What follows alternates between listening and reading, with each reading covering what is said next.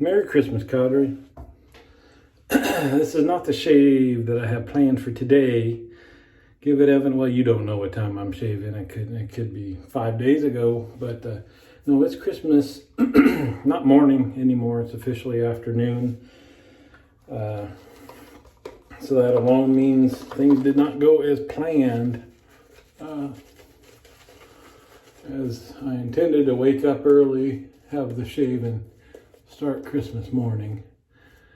I do want to show you what I am shaving with, as that was supposed to be kind of the focus on the shave in addition to it being Christmas. But Ed Somanos on the Shaving Cadre passed away this year, and his buddy Wood Pusher on the Shaving Cadre was nice enough to help out his family and help sell off some of his shaving gear to raise money for the family. So not only was it nice that we're helping the family, but get to share a piece of Ed. I've used a couple of the brushes I got from that previously. The razor I didn't know if I'd ever use on camera, but it felt fitting for today. Previously, this is the razor I got. It's an Aristocrat, a Gillette Aristocrat, 1952 to 1954. So I don't use a lot of vintage stuff. I just thought, I don't know if the knurling barber pulling on there was just gorgeous, and always looked beautiful in this picture. So there we go. I've used this before. This is a smoke knot brush. I guess he liked small handles. I got two brushes from him at his estate, and they're both small like that, but it's very, very nice and soft. I think this is the one he never let Ed borrow, and it is. I didn't pay too much attention the first time I used it. It is very soft, luxurious. And I guess I better start shaving because this stuff is starting to tingle. Outlaw, is it Refinery? I don't have my glasses on. It's a little blurry, but Santa's Pipe. This is also from his estate, and I got it specifically so I could use on Christmas Day. So that's the shave we're doing today. Memories, Ed, miss you, man. Here we go. I'll try to keep it brief, but the whole reason this shave is happening in the afternoon is my daughter, unfortunately, tested positive for COVID last night. And as I'm sure you all are, if you're longtime viewers of my channel, you knew my parents were here. My sister was going to fly in today. Would have been here right about now. So she's got a young son who I was actually hoping to do a shave video with. He's in first grade. Thought it'd be fun to give him an unloaded razor and lather up his face and share it with you guys. Anyway, first call after we repeated the test and it was positive twice was to call them and say, nope, gotta cancel the whole trip. Spent long story short, obviously very frustrating, very upsetting. I'm rolling on 1 hour of sleep right now, and it just sucks because my wife and I said if there's anybody in this family who did not get it, she's had the least contact with anybody. And that's kind of some of my message before, is you can be as careful as you can be. And here's a big example of stuff happens. So not being as careful as you can be makes no sense when, and some people will say, well, you're getting it anyway. Why should I restrict myself? And well, because you inflate your chances. I wasn't going to go down this road. Preaching to the choir, I assume. Anyway, man. So I have a brand new Wizamet blade in here. And this thing is super smooth. I was afraid it might be aggressive. This is actually a wonderful shave. Very nice. Handle's kind of short, but it does feel good in the hand. And the Santa's pipe smells very much of cherry, actually, to me. So then the other thing in the middle of the night, realized probably the safest thing to do was to get my parents out of the house. I don't think anybody kind of was thinking that that was a possibility, but just knowing, even with isolation and stuff like that, it's like, one, increasing the chances of something happening, but two, if they were to get sick, that happening far away from where you live, just, one, it just sucks. If you want to be home in your own bed, your own stuff, not have to worry about anybody else if you're sick, but then it's, got serious symptoms, boy. Anyway, that's the whole, yeah, we could have done the selfish thing, I guess, and just said, well, what will happen? We'll have to say, yeah, somebody from outside the family is like, well, it's just the new norm. I wouldn't have canceled everything. That's like, really? You would risk your parents, getting ill? Yeah, we're all vaccinated, so, but fingers crossed, like I said, very tired.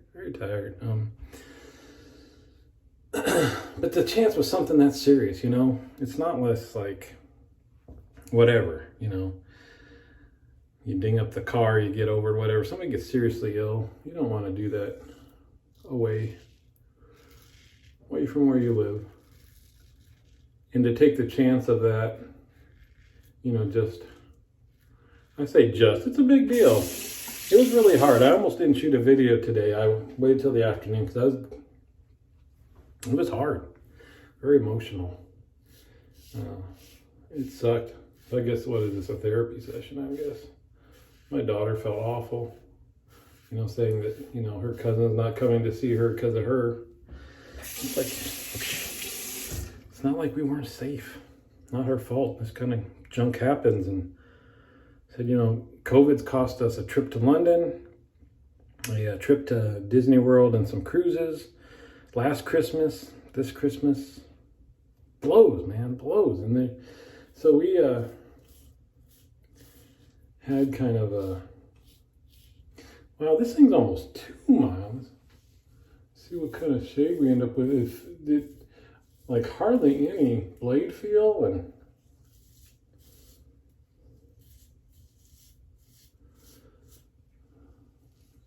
what was I saying? I don't know. You don't know where I'm coming from. I'm sure, regardless of what I was saying. It's just, I was saying at kind of a leadership offsite, which is, of course, a Zoom call. We had a speaker who taught psychology at some university on the East Coast, mentioning the difference between this pandemic and a lot of other major issues in your life is this one is so unpredictable. And you can guess, you can think about it but you don't know, and that's it. I mean, we're people that before all this, I always wanted to have one vacation on the books. If we had something planned even 9 months out, a year and a half out, at least it was there. You knew it was something to look forward to. No matter what happens between now and then, you look forward to that, right? Can't even do that. So that's why, it's one of the issues with such the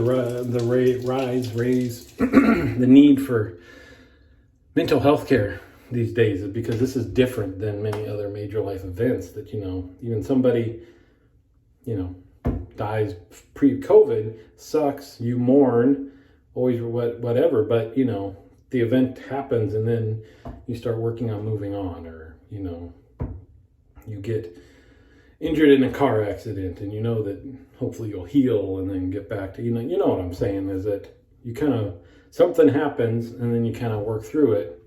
And that's not the way. You think it's over. You think you can plan something, and then nope, into the ope. And it sucks. A little lighthearted.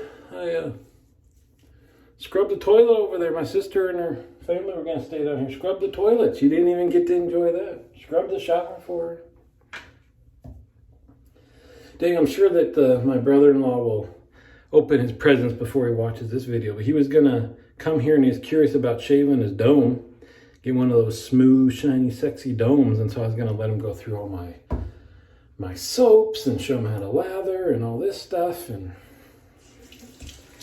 yeah, it just affects so much, man.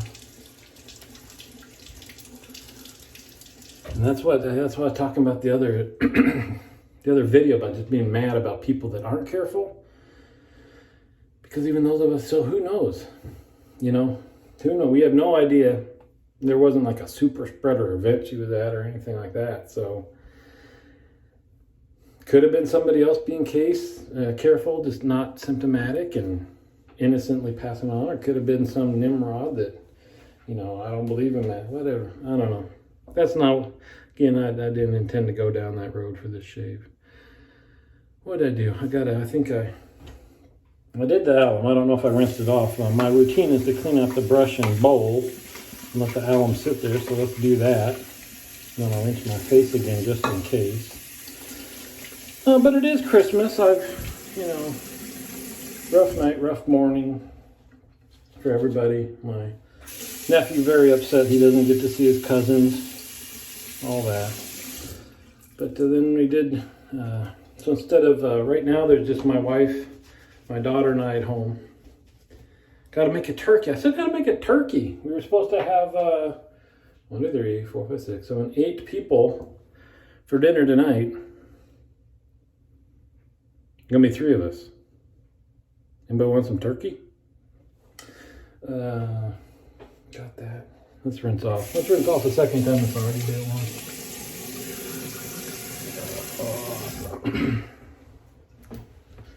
Anyway, the 3 of us open presents. You know, it's still Christmas morning.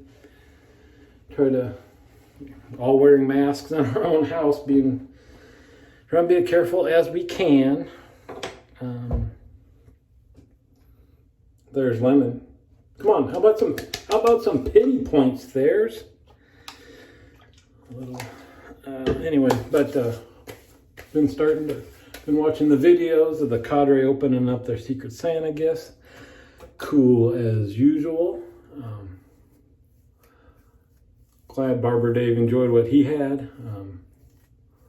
They just kind of fell into place. It's fine. I got him some Lefroy fudge, and yes, Dave, that was before you were diagnosed. But they're smallish. If you look, they're not huge. Count it as a carb, brother. Breakfast, eggs, bacon, fudge piece. That works. What we got? We got to do the 2-in-1. Yeah. Weird day. Oh, it was neat. I was watching my videos and my wife was off doing stuff, and Major Riches comes up. Oh, Rich. I think a lot of people feel that way about Rich. Sweetheart of a guy. Gonna, not necessarily cherry scented, but I was looking through. I don't like too much sweet stuff. So I don't have anything cherry scented, nor do I want that. But this was no, it wasn't. Birthday present from my wife. It's a present. But I thought this would have been a lovely smell to share with the world today. So there we go. And you're welcome. I was going to intermix I got my presents right here to unwrap. I was going to intermix that with my shave. Like after each pass, I'd unwrap one. But I figured the majority of the cadre would just skip past my video if they saw they had to watch like 25 minutes worth to see me unwrap my gifts. And that is not the spirit of what's going on. So, like I said, you're welcome. We'll end this. I'll see you on the forums, and we'll get to some present unwrapping.